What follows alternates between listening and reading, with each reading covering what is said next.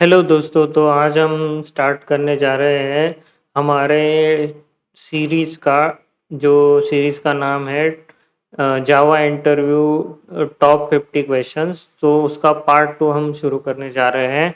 तो उसका क्वेश्चन है हमारा फर्स्ट क्वेश्चन है what are the default values assigned to variables and instances in Java. What are default value assigned to variables and instances in Java?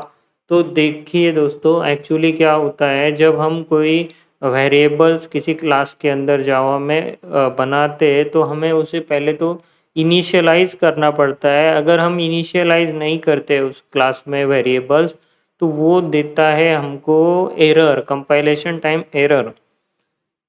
लेकिन अगर हम समझ लीजिए कोई क्लास बनाते हैं उसमें विदाउट इनिशियलाइज कर किए हुए कुछ वेरिएबल्स बनाते हैं, बट उसका हम उस क्लास का कंस्ट्रक्टर बनाते हैं। सॉरी, उसका हम कंस्ट्रक्टर का यूज़ करके एक ऑब्जेक्ट बनाते हैं, तो उस टाइम पर उसमें कुछ डिफ़ॉल्ट वैल्यूज इनिशियलाइज होती है। आपको मैं ये कोड की थ्रू समझाऊंगा। तो देखिए दोस्तों,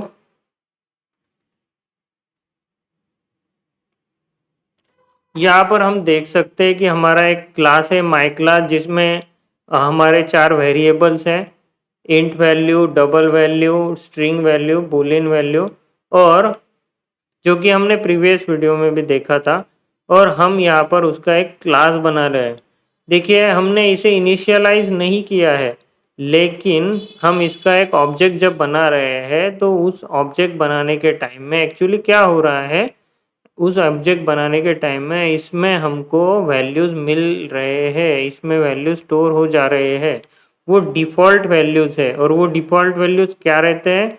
तो देखिए दोस्तों, न्यूमेरिक टाइप के लिए जैसे कि byte, short, int, long, float और डबल, वो ज़ीरो रहता है। और ये ज़ीरो के अलग अलग टाइप आप देख सकते हैं कि फ्लोट के लिए 0.0 एफ वगैरह, इस हिसाब से।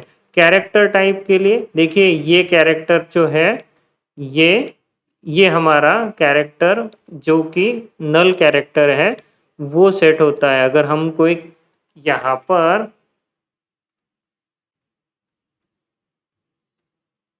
कैर सी ले तो उसकी क्या डिफ़ॉल्ट वैल्यू होगी? तो उसकी डिफ़ॉल्ट वैल्यू होगी ये। हम उसे भी प्रिंट कर देते हैं ताकि आपको प्रॉपर अंडरस्टैंडिंग हो।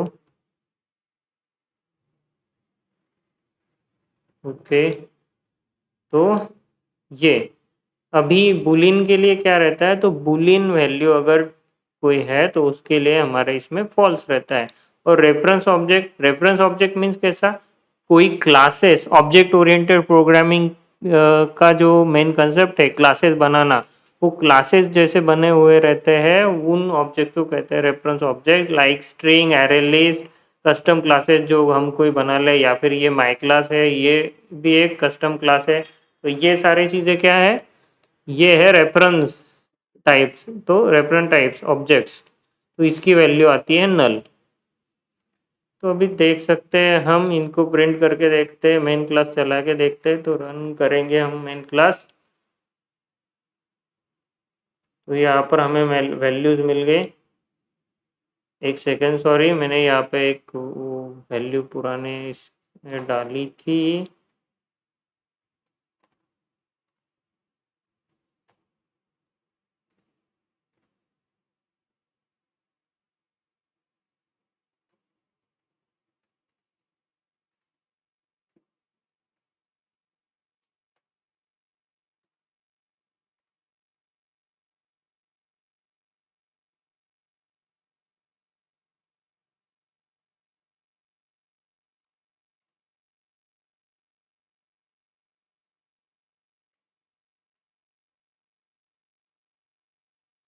ओके,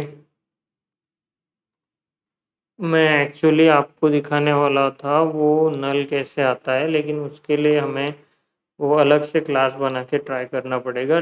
ठीक है, फ़िलहाल के लिए हम इतना देख लेते हैं कि इनकी वैल्यूज़ क्या आती है। क्योंकि अगर अभी मैं वो पार्ट ऐड करूँगा तो उसके लिए वीडियो काफ़ी लंबा हो जाएगा। तो देखिए दोस्तों, इंट वैल्यू हमारी 0 आई है, double value 0.0, string value, string एक रेफरेंस ऑब्जेक्ट है, क्लास है, तो उसका नल आया है, बुलियन वैल्यू के लिए फॉल्स आया है, और क्लास सी कैरेक्टर जो है, ओके, उसकी हमने ये वैल्यू प्रिंट नहीं की, लेकिन एक्चुअली इसकी जो अगर आस्की वैल्यू अगर हम देखें तो इसकी आस्की वैल्यू हमें ये मिलती है।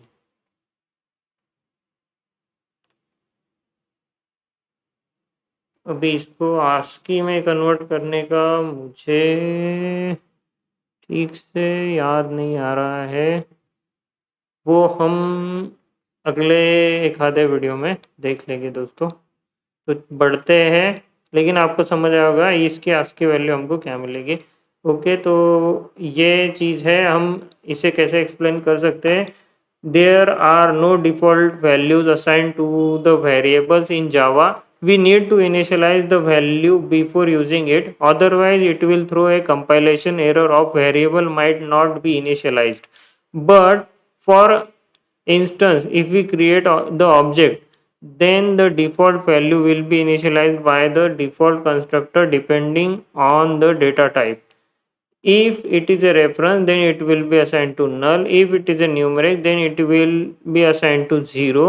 If it is boolean, then it will be assigned to false, etc. तो ये आपको समझ गया होगा। आग बढ़ते हैं नेक्स्ट क्वेश्चन की ओर। और नेक्स्ट क्वेश्चन है हमारा, what do you mean by data encapsulation. तो डेटा एनकैप्सुलेशन जो कि ऑब्जेक्ट ओरिएंटेड प्रोग्रामिंग की एक प्रॉपर्टी है, कंसेप्ट है, प्रॉपर्टी है। तो वो क्या करता है एक्चुअली, डेटा एनकैप्सुलेशन, आपने कैप्सूल तो सुना होगा जो जिसमें के अंदर आपको जो है एक्चुअल जो टैबलेट का इसेंस होता है वो उसके अंदर होता है और ऊपर से सिर्फ लेयर रहता है। तो डेटा एनकैप्सुलेशन वही काम करता है। Data encapsulation is an object oriented programming concept of hiding the data attributes and their behaviors in a single unit. It helps developers to follow modularity while developing software by ensuring that each object is independent of other objects by having its own methods, attributes, and functionalities. It is used for the security of the private properties of an object and hence serves the purpose of data hiding. तो दोस्तों, ये data hiding के लिए property means जो main properties attributes है उनको private रखने के लिए एक्सेट्रा, किन चीज़ों को प्राइवेट रखना है, किन चीज़ों को पब्लिक एक्सेस देना है, वो चीज़ें हम डेटा एनकैप्सुलेशन के हेल्प से कर सकते हैं। तो डेटा एनकैप्सुलेशन जावा में कैसे हैंडल होता है, कैसे मतलब इम्प्लीमेंट होता है, तो वो होता है एक्सेस स्पेसिफायर्स के हेल्प से।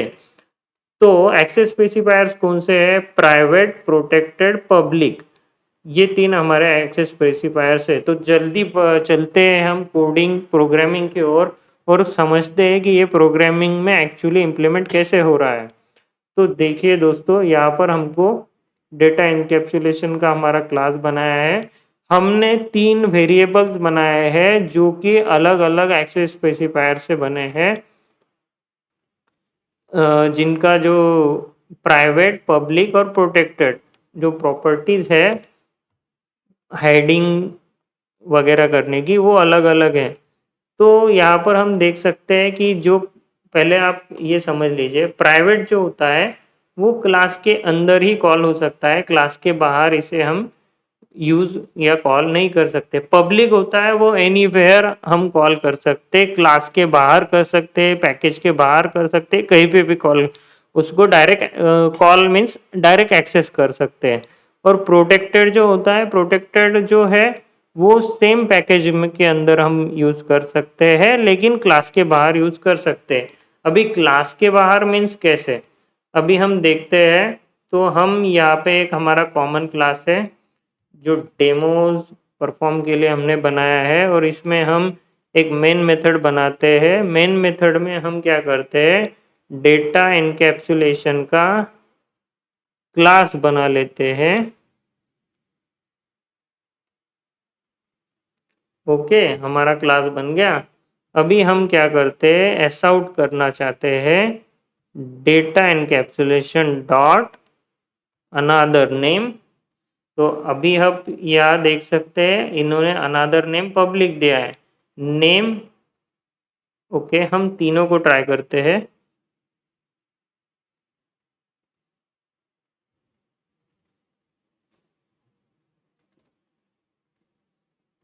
नेम, तो यहाँ पर आप देख सकते हैं ये नेम के लिए एरर दे रहा है क्योंकि नेम प्राइवेट है और वो हम बाहर एक्सेस नहीं कर पाते। अभी है प्रोटेक्टेड। ओके, तो प्रोटेक्टेड कौन सा है, ऑथर नेम, उसका नाम दिया है ऑथर नेम। ऑथर नेम को भी हम एक्सेस नहीं कर पा रहे, क्यों? क्योंकि वो सेम पैकेज में नहीं है। ये पैकेज अलग है और ये पैकेज अलग है। ये पैकेज कौन सा है, ये मेन क्लास का है। तो अभी हम प्रोटेक्टेड के लिए एक काम कर सकते हैं, इनफाइनाइट लूप करके मैंने एक बनाया है जो कि सेम पैकेज में आता है। वहाँ पे प्रोटेक्टेड का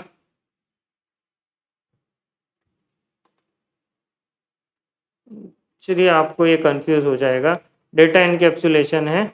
ओके, थोड़ी देर के लिए हम पहले ये दो तो यहाँ पर पैकेज है और उनकी वजह से नहीं हो रहा है, तो इनको कर देते हैं कमेंट। ओके, और इसको देखते हैं प्रिंट करके। तो अगर हम इसे प्रिंट करते हैं तो हमको मिल जाएगा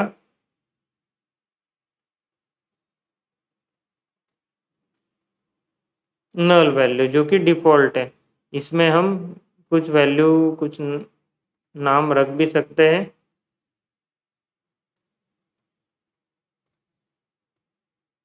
ऐसे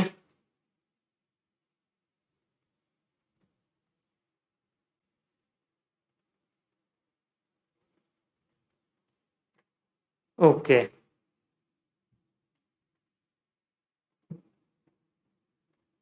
अभी फिर से हम अगर प्रिंट करेंगे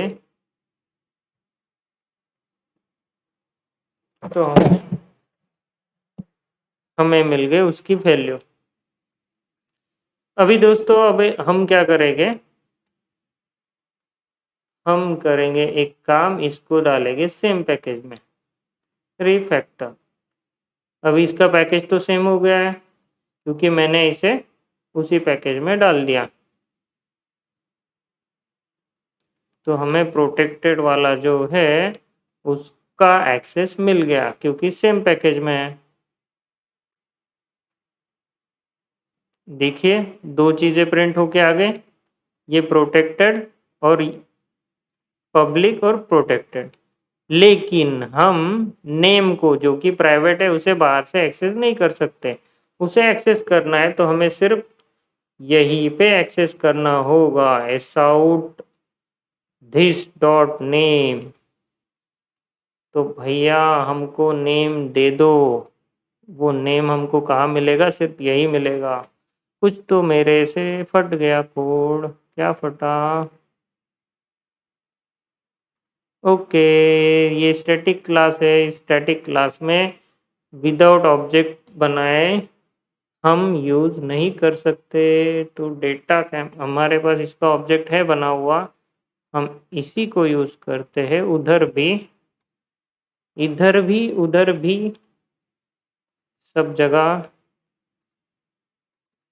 तो धिस नहीं चलेगा भैया क्योंकि स्टैटिक क्लास है मेन।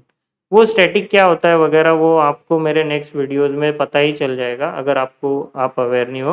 लेकिन देखिए अभी ये क्लास के अंदर ही है तो हम इसे कॉल कर सकते हैं, क्लास के बाहर नहीं कर सकते। तो ऐसा ये सारा फंडा है डेटा इनकैप्सुलेशन का, कि कहाँ हमें इसको कहाँ पे कॉल अलाउ करने हैं, मतलब एक्सेस अलाउ करना है, क्लास के अंदर करना है, क्लास के बाहर करना है, पैकेज के अंदर करना है, पैकेज के बाहर करना है। ये सारी चीज़ें डिसाइड करने के लिए हम डेटा इनकैप्सुलेशन का यूज़ करते हैं। आई होप आपको ये सारी चीज़ें समझ आ गई होगी, अच्छे से समझ आ गई होगी। अभी how is an infinite loop declared in Java.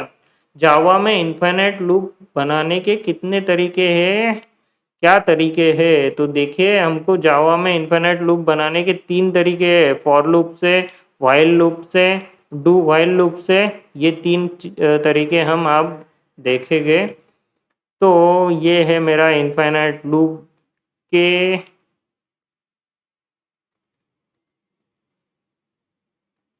Demo के लिए, लर्निंग के लिए क्लास। तो इनफिनिट लूप हमने यहाँ पर लिखा है फॉर लूप में सेमी कॉलन डाल के, और उसके अंदर हमने प्रिंट किया है इनफिनिट फॉर लूप। तो रन करके देखते हैं ये इनफिनिट है क्या सच में। देखिए ये रुक ही नहीं रहा है, ये तो सच में इनफिनिट निकल गया। तो इसको हम कर देते हैं अभी स्टॉप, और अभी देखते हैं डू व्हाइल लूप। तो दोस्तों डू व्हाइल लूप, सॉरी पहले व्हाइल देखते हैं। व्हाइल ट्रू, जब तक ट्रू है, जब तक सच है, तब तक ये चलेगा, और सच कभी मरता नहीं है। ऐसा ही कुछ है ना।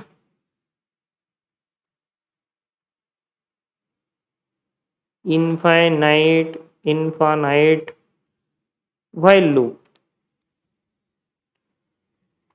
तो ये हो गया इनफाइनाइट व्हाइल लूप। अभी हम यहाँ पे डू व्हाइल भी लिख लेते हैं। नहीं रहने दीजिए, एक साथ दोनों नहीं चलेंगे, क्योंकि व्हाइल खत्म होगा तो डू व्हाइल आएगा ना।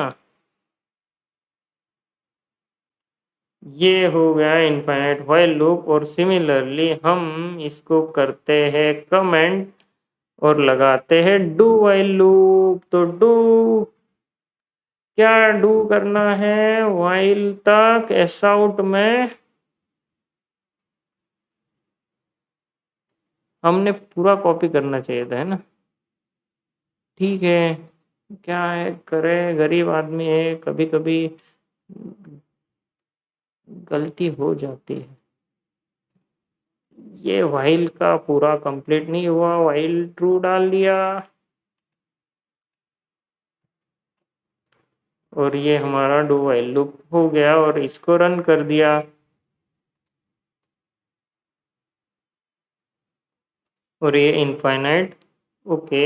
यहाँ पर हमने डू नहीं लिखा, do while loop. I hope आप समझ जाएंगे, यहाँ पे डू चाहिए था और डू व्हाइल लूप है ये फिर से करके नहीं दिखाता हूँ यार, इतना कॉमन सेंस आप में होना चाहिए, नहीं तो इंजीनियरिंग में आने का, सॉफ्टवेयर में आने का मीनिंग की क्या बनता है।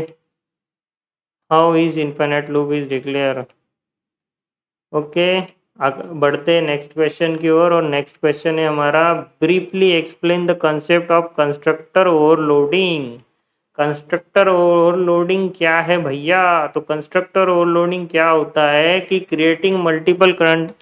Constructor overloading is the process of creating multiple constructors in the class consisting of the same name with difference in the constructor parameters depending upon the number of parameters and their corresponding types. Distinguish of the different types of constructors is done by the compiler.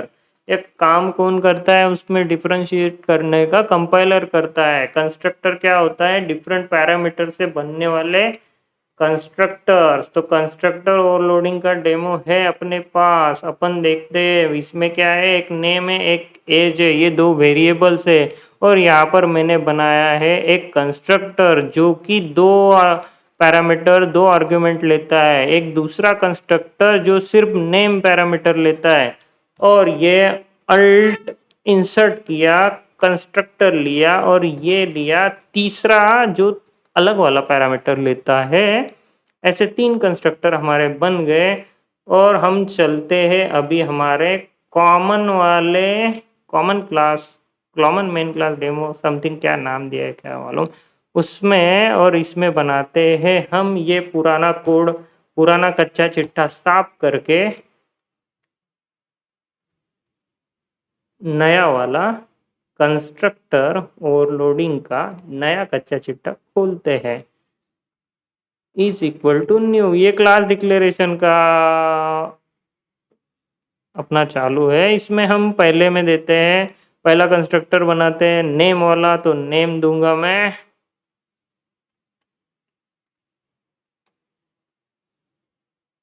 क्या name दूं? मेरा ही name ले लो। ये मेरा नाम डाल दिया। ठीक है, ठीक है। और इसको हम कर देते ओके, एस आउट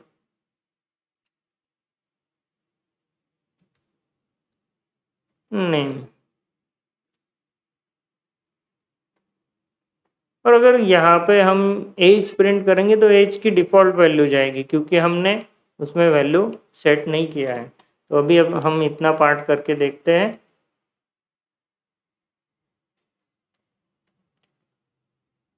अभी देखिए, तो ये है कि उसमें वैल्यूज़ क्या डालेंगे कंस्ट्रक्टर में। एक ही वैल्यू इनिशियलाइज़ होगी। हम दूसरा कंस्ट्रक्टर बनाते हैं, कंस्ट्रक्टर कंस्ट्रक्टर कंस्ट्रक्टर भाई दूसरा कंस्ट्रक्टर बना लो ना भाई। ये दूसरा कंस्ट्रक्टर हमारा रहेगा नेम। ओके भाई, ये गलत ना कुछ भी नाम है, ऐसा नाम नहीं रहता है, लेकिन नाम दे दिया। और इसकी एज है 78 साल। और हमारा तीसरा कंस्ट्रक्टर है जिसकी हमको सिर्फ एज पता है, नाम नहीं पता। अरे तीन कुछ तो हो गया। तो ये कंस्ट्रक्टर थर्ड वाले भाई जो है हमारे, ये सिर्फ एज लेंगे। एज दे दी इसको 79। 79 ही बोलते हैं ना। मेरी हिंदी भी इतनी अच्छी नहीं है, इंग्लिश भी इतनी अच्छी नहीं, पता नहीं। ऐसे तीन कंस्ट्रक्टर, ये है कंस्ट्रक्टर ओवरलोडिंग, जिसमें पैरामीटर्स अलग अलग होते हैं। तो आई होप आपको समझ आ गया होगा कि कंस्ट्रक्टर ओवरलोडिंग क्या है। अभी कॉपी कंस्ट्रक्टर देख लेते हैं, जो कि हमारा 10th क्वेश्चन है। आपको brief explain of constructor overloading तो समझ आ गया होगा। उसके लिए ये आप जो है एक्सप्लेनेशन इंटरव्यू में दे सकते हैं। और अब define copy constructor in Java. Copy constructor क्या है? Copy constructor is the constructor used when we want to initialize the value to the new object from the old object of the same class. Here we are initializing the new object value from the old object value in the constructor. ये तो चीज है कि हम जो है एक object से दूसरा ऑब्जेक्ट बनाएंगे सेम क्लास का। अभी हम डेमो भी देखते हैं। और ये और एक एडवांस एडवांस नहीं, एक थोड़ी सी एक्स्ट्रा इन्फॉर्मेशन है जो बोल रही है कि ये आप दूसरे एक तरीका है ऑब्जेक्ट क्लोनिंग का, उससे भी कर सकते हो। लेकिन क्या कर सकते हो भाई, वही नहीं पता है हमको। तो अभी हम देख लेते हैं, ऐसा एज्यूम कर लेते हैं हमारा कंस्ट्रक्टर ओवरलोडिंग में सिर्फ एक ही कंस्ट्रक्टर है, ऐसा एज्यूम करते हैं। ये बाकी के डिलीट कर दीजिए कंस्ट्रक्टर्स। ओके, तो एक कंस्ट्रक्टर है हमारे पास नेम और एज लेने वाला। ओके, तो हमने यहाँ पर जो है ये एरर देने लग गया। देख देख लीजिए दोस्तों, क्योंकि ये दूसरे वाले कंस्ट्रक्टर हमने डिलीट कर दिए। हाँ, तो अभी हमारा कंस्ट्रक्टर ओवरलोडिंग डेमो ये बन गया है। और अब अभी हमें न्यू बनाना है। करेक्ट, तो न्यू कैसे बना सकते हैं? उत्तरी, मैं तो ये भूल ही गया। यहाँ पर एज वगैरह नहीं देनी है, यहाँ पर हमको देना है कंस्ट्रक्टर डेमो। और वो क्या करेगा? कंस्ट्रक्टर डेमो डॉट नेम लेगा और दूसरे में रख देगा। कंस्ट्रक्टर डेमो डॉट एज लेगा, दूसरे में रख देगा।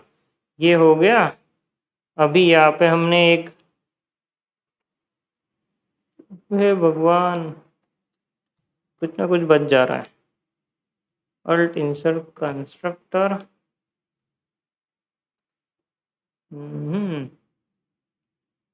डिफॉल्ट कंस्ट्रक्टर रख सकते हैं। Alt insert constructor with both values. Okay, अभी ये हमारा एक कंस्ट्रक्टर है जो जिसमें वैल्यू ओके बाय और 78 है। और हम दूसरा कंस्ट्रक्टर बनाने जा रहे हैं पहले ऑब्जेक्ट की हेल्प से। तो constructor constructor demo 1 is equal to new constructor और इसमें देंगे कंस्ट्रक्टर पहला वाला।